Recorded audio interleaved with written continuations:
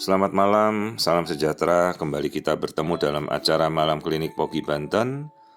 Perkenalkan, saya Dr. Wikuandono Topo. Izinkan saya membawakan topik berjudul pemeriksaan prenatal pada wanita hamil. Acara ini diprakarsai oleh PT Chain Solution, salah satu provider NIPT nasional di Indonesia. Kita akan membahas mengenai kelainan bawaan kongenital pada janin, screening prenatal, tipe tes screening prenatal, dan anjuran-anjuran yang kita bisa berikan. Kelainan bawaan kongenital menempati porsi sekitar 3-5% kehamilan dan berkomplikasi dengan kelainan lahir atau kelainan genetik, di mana abnormalitas kromosomal ditemukan kira-kira pada 1:150 kelahiran hidup, dan kelainan kongenital merupakan penyebab utama kematian bayi dan merupakan penyebab utama kematian pada masa kanak-kanak.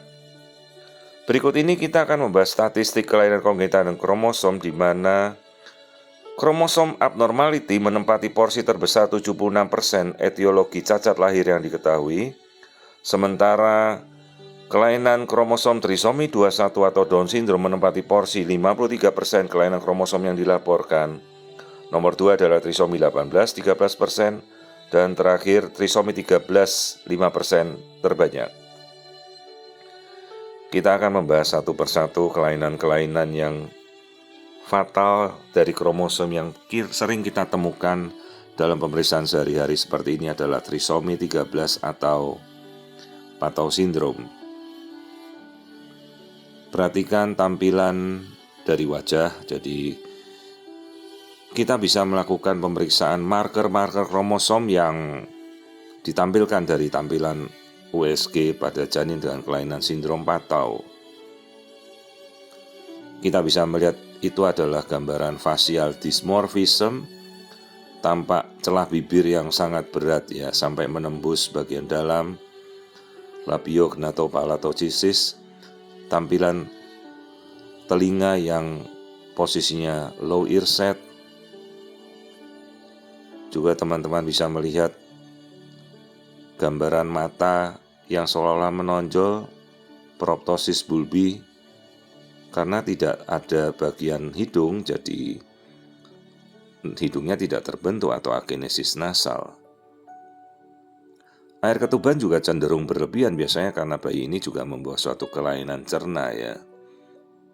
Nah, ini kita coba mengamati dan merekonstruksi kembali bagian wajah dari kasus trisomi 13.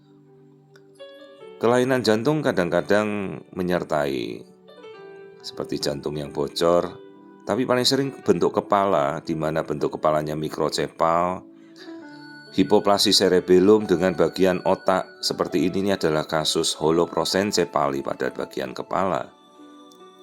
Juga dari pengukuran biometri ditemukan kasus-kasus trisomi 13 biasanya terjadi IUGR asimetris dengan selisih diskrepansi yang sangat jauh, bisa berbedanya hampir sampai 4 minggu. Seperti ini kasus 25 minggu kehamilan tapi ukurannya stuck di 21 minggu. Perbedaannya cukup jauh. Jadi salah satu kondisi marker berikutnya adalah growth restriction yang berat, asimetris. Nah, kemudian masih kita amati bagian yang paling mudah, memang kita mengamati bagian wajah. Jantung umumnya tidak ada kelainan, tapi sering ada juga ditemukan ventricle septal defect atau kelainan jantung bawaan berat lainnya. Lambung terlihat dengan jelas, artinya bayi ini masih bisa berproses untuk menelan. Baik, nah ini kita amati lagi bentuk wajah, jadi karakteristik dari trisomi 13. Teman-teman sekali melihat tentunya tidak akan lupa ya bahwa facial dysmorphism seperti ini, inilah ciri khas pertama dari trisomi 13 atau Patau syndrome. Dan umumnya kasus-kasus seperti ini akan disertai tadi oleh kelainan di kepala, yaitu holoprosencephaly. Dan jelas prognosis kasus trisomi 13 ini sangat berat.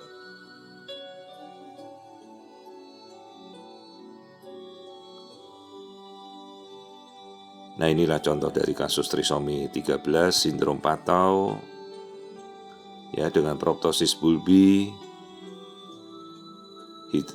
bagian dari celah bibir labiognathopalatocystis sampai palatum bagian dalam, Kemudian kasus berikutnya adalah trisomi 18, ini nomor 2 yang paling banyak sekitar 18%. Perhatikan bagian wajah yang kesannya bentuknya bulat bundar. Biasanya wajah kita berbentuk oval ya. Ini bentuknya bulat, round face. Ini khas dari trisomi 18, maka saat kita melihat wajah, perhatikanlah pemeriksaan wajah itu dengan seksama. Kemudian kita mengamati bagian telinga. Nah, perhatikan, umumnya terjadi kasus yang kita namakan low ear set position. Jadi bagian tengahnya tuh, bagian telinganya melorot. Ini kita coba rekonstruksi, kemudian kita amati ya, ini adalah tampilan juga telinga yang kecil atau mikrotia. Jadi kalau kita tarik dari sudut palpebra posterior ke belakang, itu terlihat seolah-olah ada garis kacamata yang kita pakai misalnya. Maka telinga itu letaknya di bawah garis itu, dan ini telinganya kecil ya, mikrotia.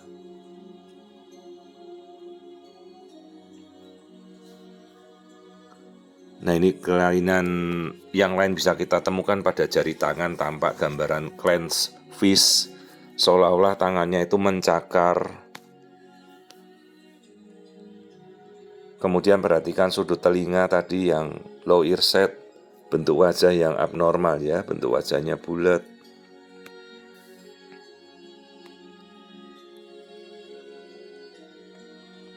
Ya, jadi ini tampilan low ear set position dengan clenched fist. Ini marker lagi yang kita temukan dari kasus-kasus trisomi 18. Juga kita temukan karakteristiknya adalah absent nasal bone. Jadi ini marker utama trisomi 18, lain dari tadi yang kita temukan, tulang hidungnya tidak muncul atau absen. Lalu kita amati bentuk kepala. Perhatikan bentuk kepalanya bukan lonjong oval, tapi seperti berlekuk-lekuk. Ini bukan kepala yang normal, ini bentuknya strawberry shape atau bentuk kepala seperti buah stroberi dengan bagian posterior yang rata dan bagian anterior frontal yang mengerucut ya, seperti karakteristik gambaran buah stroberi atau buah lemon. Nah, terus kita mengamati lapisan-lapisan kepala. Perhatikan, ini adalah tampilan struktur kepala.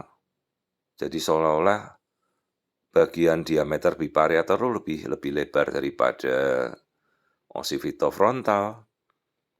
Jadi istilahnya juga brachycephaly.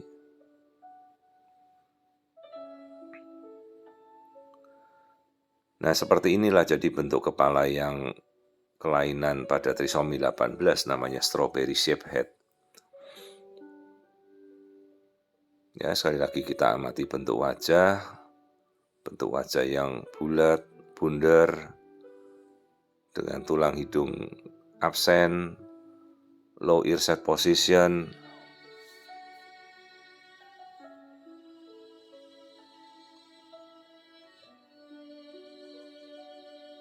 Juga kadang-kadang kita terlihat tadi gambaran tangan clenched fist.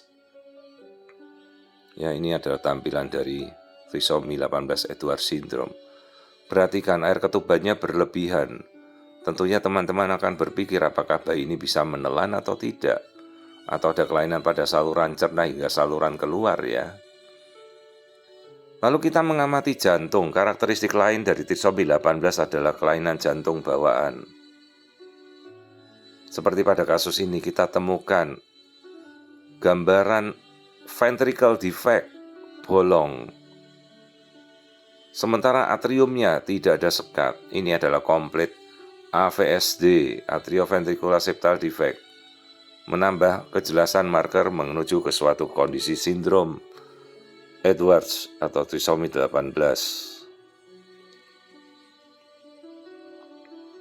Ini kita amati dengan Spatial Correlates Image Correlation.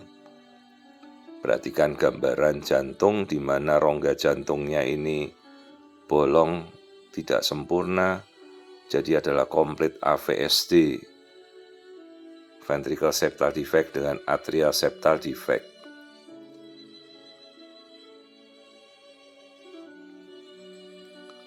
Kandung kencing terisi sementara lambung terisi kemungkinan karena adanya atresi oesophagus parsial, jadi dia masih bisa menelan.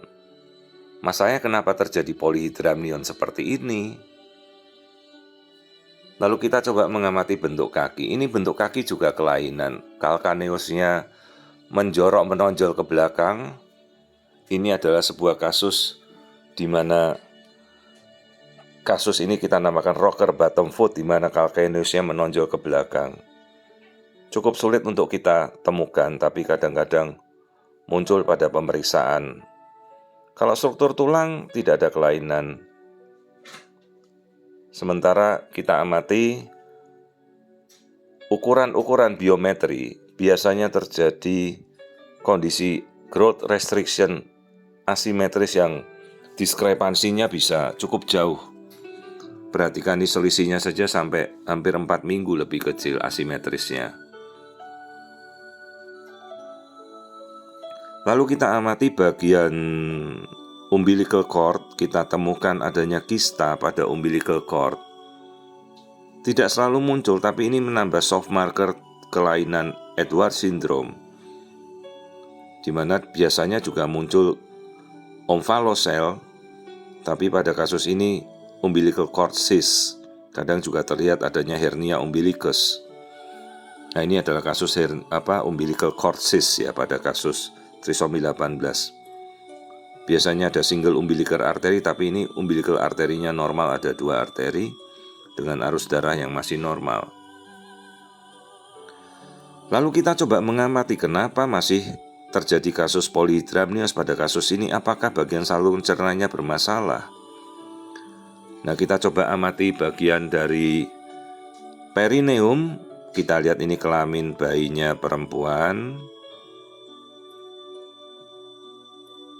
Tapi perhatikan coba apakah ada kecurigaan dia tidak mempunyai anus.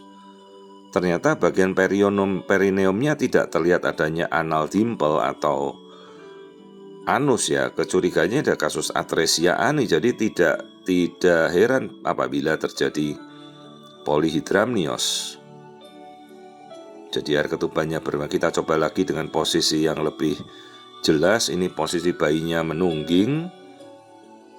Nah, tampak jelas bagian bokong dan perineumnya tidak terlihat hanya area anal dimple. Biasa kita bisa melihat area anal dimple dengan jelas ya.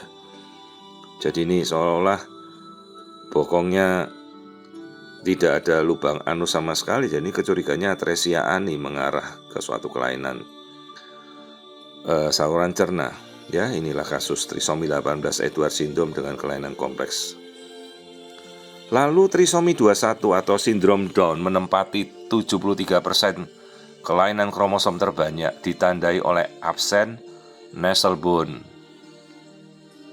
Perhatikan ciri-ciri utama dari trisomi 21 adalah absen nasal bone. Juga pemeriksaan ini karena dikirim juga karena polyhydramnios ya, jadi hati-hati kasus-kasus polyhydramnios itu teman-teman harus lebih mengevaluasi kenapa. Edema kutis, kulitnya tebal sekali, kulit dahinya. Jadi seolah-olah wajahnya bengkak. Perhatikan, kalau kita ada kesempatan untuk melihat wajah, perhatikan dengan seksama. Facies Down syndrome. Nasal bone-nya tidak ada, hidungnya flat. Perhatikan palpebranya namanya upslanting palpebra. Jadi sudut matanya itu melekuk ke atas ya. Cukup sulit memang untuk menganalisa wajah kalau kita tidak melihat dengan teliti. Padahal tampilan wajahnya sangat jelas ya bahwa ini suatu kondisi kelainan dysmorphik pada wajah. Kemudian kadang-kadang kita bisa temukan struktur tangan yang menggantol seperti pada dahan, itu isinya simian crease. Seperti halnya kelompok-kelompok primata yang hidup di dahan ya, seperti itu. Itu isinya simian crease yang tangannya menggandol pada dahan. Itu kadang-kadang karakteristik lain soft marker dari Down syndrome.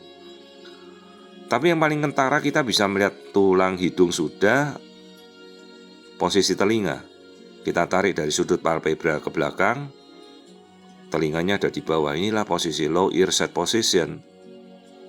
Ini marker lain dari trisomi 21 atau Down syndrome.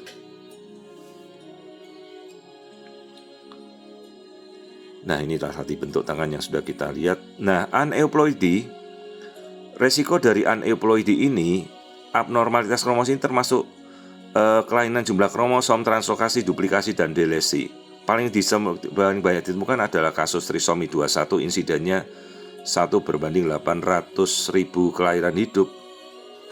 Aneuploidi kromosom seks lebih jarang dibandingkan dengan autosomal. Resiko aneuploidi pada usia ibu yang tua, resiko memiliki bayi dengan aneuploidi meningkat pada bayi dengan usia ibu yang sudah di atas biasanya 35 tahun. Semakin tua usia ibu, semakin resikonya semakin bertambah besar. Namun penting dicatat bahwa aneuploidi dapat terjadi pada usia kapan saja. Rata-rata resiko bayi dengan kelainan kromosom itu sekitar 1/100. Nah, semakin usia ibunya meningkat, maka resiko bertambahnya kelainan seperti trisomi 18, Down syndrome, trisomi 13 itu semakin banyak ya. Ini yang kita bisa lihat dari tabel berikut. Dari first trimester, second trimester, kondisi-kondisi kelainan itu akan semakin meningkat seiring dengan usia ibu bertambah.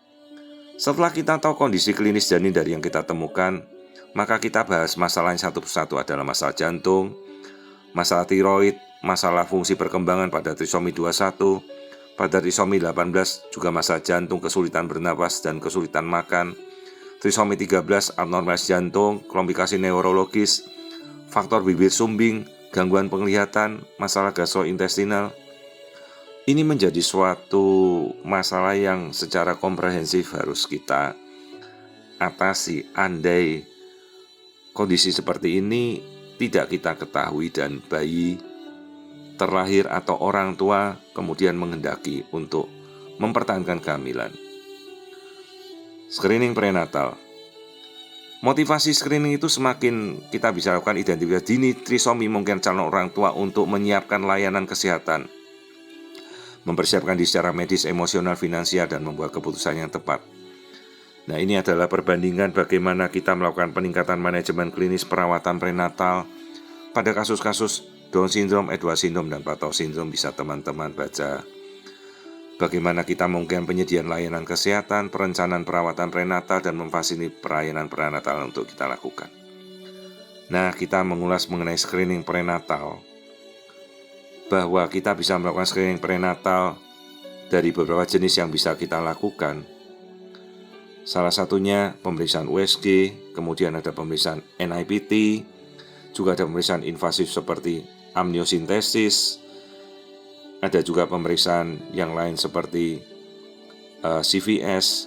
Namun yang akan kita bahas ini adalah pemeriksaan non-invasif. Jadi setelah kita tahu untuk memotivasi screening prenatal yang tadi kita lakukan, kita bisa memfasilitasi perawatan prenatal yang disesuaikan, deteksi dini untuk memungkinkan konsultasi dengan spesialis yang dapat memberikan panduan mengenai kemungkinan pembedahan, terapi, atau intervensi untuk meningkatkan prognosis bayi. Dan deteksi dini memungkinkan tim medis untuk mempersiapkan kemungkinan operasi atau perawatan pasca kelahiran, sehingga meningkatkan peluang janin untuk hidup. Tindakan klinis, jadi setiap kondisi memiliki karakteristik klinis unik dan memerlukan perawatan sesuai. Misalnya pada trisomi 21, trisomi 18 ini semuanya berbeda-beda dengan trisomi 13.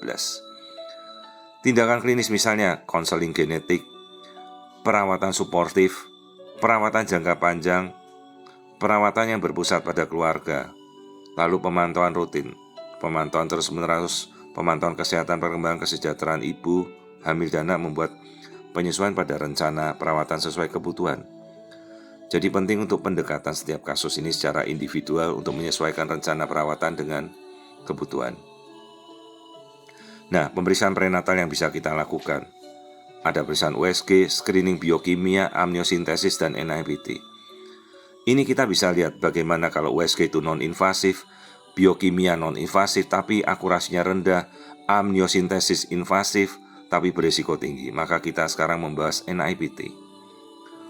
Ini contoh suatu kasus yang kita lakukan dengan pemeriksaan standar ultrasonografi trimester pertama, screening USG, di mana apabila teman-teman menemukan kasus seperti ini, janin dengan nuchal thickness yang tebal, NT-nya mencapai 6 mm, hampir dipastikan kalau dia bukan suatu kelainan jantung bawaan, biasanya berkorelasi dengan kelainan monosomi X kromosom atau kelainan genetika seperti trisomi 18, trisomi 21, trisomi 13. Maka kapabilitasnya hampir mendekati 95% kelainan genetik ditentukan dari ultrasound seperti ini, dan kita bisa kolaborasi dengan pemeriksaan NIPT. Tentunya pemeriksaan seperti ini hampir hasilnya positif menemukan suatu kelainan kromosomal. Jadi setelah kita temukan kasus ini, orang tuanya kemudian mengerti, lalu mengarahkan untuk kita melakukan NIPT. Perhatikan ini kasusnya seperti ini, higroma sistik, tengkuknya tebal sekali, hampir kelihatan bayinya hidrops, bengkak. Dan kasus ini setelah kita periksa memang korelasinya dengan trisomi 21 ya. Perhatikan ini struktur kepalanya. Kadang-kadang kalau trisomi 21 kita temukan adanya plexus choroid cyst di kepala, tapi ini kita tidak temukan. Perhatikan tampilan seperti wujud butterfly ya, kupu-kupu di struktur korteks. Nah, ini kita bisa lihat struktur-struktur kepalanya. Ini janin baru 11 minggu ya, dengan tengkuknya tebal. Jadi inilah suatu kasus kecurigaan trisomi 21 yang kemudian setelah kita konfirmasi memang terbukti benar. Dan ini dari NIPT sesuai korelasinya. Jadi kalau teman-teman melakukan pemeriksaan juga ya sampai kemudian hasilnya sesuai dengan apa yang kita diagnosa ya. Itulah sebenarnya manfaat NIPT, bahwa apa yang kita temukan ternyata korelasinya sesuai. Ya, ini janin kondisinya dengan trisomi 21 disertai dengan penebalan tengkuk. Terlihat juga ini tulang hidungnya meskipun masih kecil begini sudah terlihat absen dengan posisi telinga yang low ear set. Nah, ini yang akan kita bahas mengenai amniosintesis. Sebenarnya cukup invasif tapi sudah jarang sekali kita lakukan ya. Jadi apabila NIPT ternyata masih membingungkan, kita naik ke amniosintesis. CVS sudah sangat jarang kita temukan. Ini sangat awal kita lakukan dan sangat invasif. Resiko janin abort ya besar sekali. Jadi amniosintesis ini sebenarnya juga sudah kita tinggalkan, jarang. Jadi ini merupakan proses tes invasif yang prenatal invasif yang teman-teman kita ketahui ya. Sementara kalau CVS ini prosedur pengambilan sampel dari viri choriolis. Nah, sekarang kita sudah ada NIPT cell-free DNA. DNA si bayi ini fraksionalnya tercampur dalam darah ibu. Teman-teman sudah pada tahu semuanya. Lalu NIPT ini menganalisis DNA untuk kelainan kromosom ini. Jadi seawal 9 minggu janin ini sudah bisa kita ketahui DNA-nya. Ya. Jadi kita bisa memisahkan antara maternal cell-free DNA dengan fraksional dari fetal cell-free DNA. Tentunya